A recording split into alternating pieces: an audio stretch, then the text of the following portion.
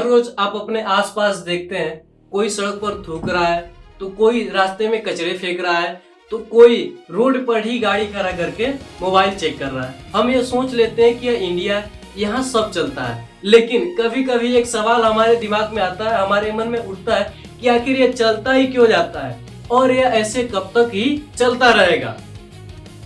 Civic sense का मतलब होता है कि पब्लिक जगह पर ऐसे बर्ताव करना जैसे वह आपकी हो। लेकिन सबसे बड़ी समस्या यह है कि पब्लिक प्रॉपर्टी के लिए ज्यादातर लोगों का यही मानना है कि यह मेरा नहीं है तो मुझे क्या।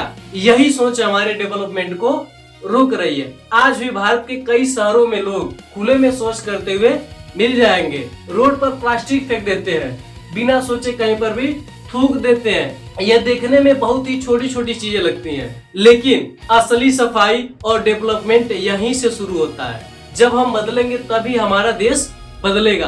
तो सवाल यह है कि सिविक सेंस कैसे आएगा। सबसे पहला स्टेप शिक्षा और बच्चों से शुरुआत। जब बच्चे स्कूल में हाइजीन और बिहेवियर के बारे में सीखते हैं तो वे अपने घर लेकर जाते हैं। जब एक 10 साल का बच्चा अपने पिताजी से कहता है, पापा आप कचरे को डस्टबिन में फेंकिए, तो बदलाव यहीं से शुरू होता है। दूसरा स्टेप है लोकल एनवायरनमेंट और फैसिलिटीज। जब कचरा फेंकने के लिए डस्टबिन ही नहीं होगा तो लोग कहीं न कहीं कचरे को फेंकेंगे, तो ये लोग रास्ते पर ही फेंक देते हैं। जब शौचालय 1 किलोमीटर दूर रहेगा तो लोग खुले में जाएंगे ही। सिविक सेंस तभी डेवलप होता है जब अवेयरनेस और फैसिलिटीज एक साथ चलते हैं। तीसरा स्टेप है कम्युनिटी और रोल मॉडल्स। हर गली हर मोहल्ले में 2 या 3 आदमी ऐसे चाहिए जो कि अपने एरिया को साफ और अनुशासित रखे। जब लोगों को दिखता है कि उनका पड़ोसी खुद सफाई रखता है तो वो भी उस चीज को फॉलो करते हैं। सिविक सेंस के लिए अवेयरनेस कैंपेन स्टाइलिश होने चाहिए,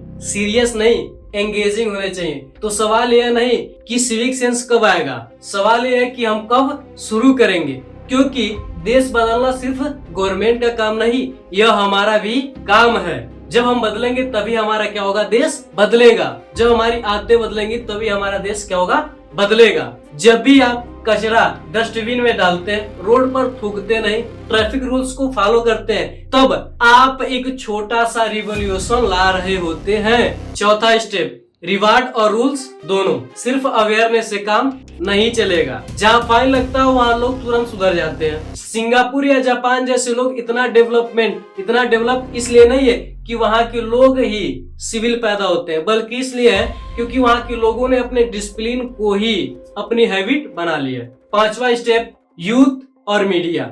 मीडिया में हर दिन ट्रेंड्स बनते हैं, लेकिन अगर हर महीने एक स्ट्रीट क्लीन चैलेंज वायरल हो जाए तो सोचिए इसका कितना इम्पैक्ट होगा।